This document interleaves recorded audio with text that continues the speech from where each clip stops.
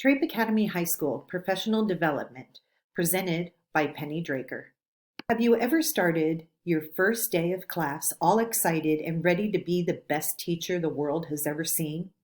You start by greeting all of the fresh new faces that enter your classroom with a big smile and a newfound excitement. You then walk up to the front of the classroom and look out, and all you see is a sea of blank stares. You try to make the attempts to engage the student, but nothing's working. You are missing the connection with your students. You don't know much about their skills, interests, learning styles, challenges, or the current level of their writing skills. It's like trying to compete in the Olympics without ever training. How do you make this connection, especially with your struggling learners? I'm going to help by giving you some ideas on how to help your struggling learners as well as the rest of the students in your class. Whether it's supporting students with special needs or general education students who are struggling, there are certain activities that can level the playing field, as well as the learning the needs of your students. You will be creating a wonderful teacher-student bond. These activities may take extra time up front, but you'll end up saving precious academic time in the long run, and your relationship with your students will thrive. Your work starts before the students ever show up to your classroom.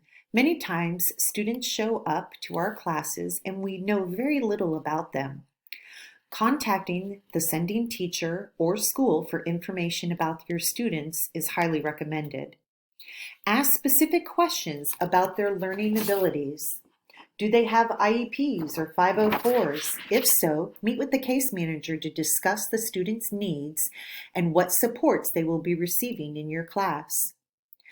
What learning experiences did the sending teacher have with the student? What type of learner is the student? This information is about learning struggles and styles, not discipline issues. All students start each new class with a fresh start. What are their strengths or weaknesses? What is their previous grade? Create a written narrative for each student that can offer and you can refer to better get to know your students. Just make sure the information is kept private. You will be adding to this information as time goes on. This material will help you to not only make mistakes by offering too much help to some students, but not offering enough help to others. When the students show up for the first day of class, have a fun activity, a get-to-know-you activity, like icebreakers or Skitellus. We are going to pause now and play a Skitellus game. A game like this can help you get to know your students and the more you know about your students, the more you can help them. The game is very engaging for the students and the teachers. By the way, I do have Skittles for all of us to share during this activity. So please pause and play the game. Build in 10 minutes into the beginning of each 80-minute block to complete a journal writing activity. This activity will become an insightful guide for you to differentiate your instruction.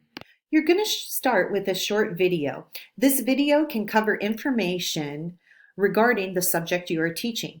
A great place to find a quick, free video on a variety of subjects can be found on this website. This website is kidsshouldseethis.com. Play one of the videos and have them write about what they saw and what they've learned. Yes, it is very open-ended, but it is so you can determine what the students' needs are that they will have to have for supporting their writing process. Once a week, you'll have the students do a guided write on topics like what their interests are and what they want to do in the future. Play one of the videos and have them write about what they saw and what they learned. Yes, this is very open-ended, but it's very informational. After a few days, you're going to collect their journals and review them. What do you see? What have they written about? Does it have to do with the subject? Have they complete, well-constructed entries? After you begin to understand the student's abilities, you are going to offer organizational charts to guide their writing process. This guide is going to look different for different students, but these differences should not be made obvious for the different learners. Even if you're not an English teacher, you will need to keep in mind that literacy skills cross over all subject areas. Students need to learn how to write for the different areas of our curriculum, such as completing observations in science or constructing word problems in math. For the students that need the least amount of support, you're going to offer a guide with the following questions, and they will write their answers directly into the journals. Questions such as, "This is interesting to me because," "I didn't know that," "My connection to this topic," or "I wonder." For the students that need more support, the guide will have some questions, but the students can fill in their answers directly into the organizational guide, but only select 3 of the questions to answer. The spelling and sentence structure will be provided on the chart for them to follow. Then they can transfer the complete sentences into their journals. Learners who need even more support, they can verbalize their answers to a paraprofessional who will write their answers on the organizational chart. Then the students can copy the sentences into the journals directly. For students who struggle the most, the answer to only 2 of the questions can be verbalized to the paraprofessionals who will write into the student's journal. These students have an IEP, and the grading for this assessment should follow IEP determinations. Every week, the journals need to be collected and assessed. Your input on their writing should be thoughtful and meaningful. Not only will you learn about the students by reviewing their journals, you will also be able to guide their literacy development. When the writing is complete, individual meetings with each student will take place. Even if you can meet individually with 2 students at the end of each class, within a short period of time you will meet with all the students. During this time, you can discuss their strengths and weaknesses and have a meaningful conversation. Soon, you will be able to lessen the support given to the learners or ramp it up if it is in the student's best interest. These meetings should take place once every 2 weeks.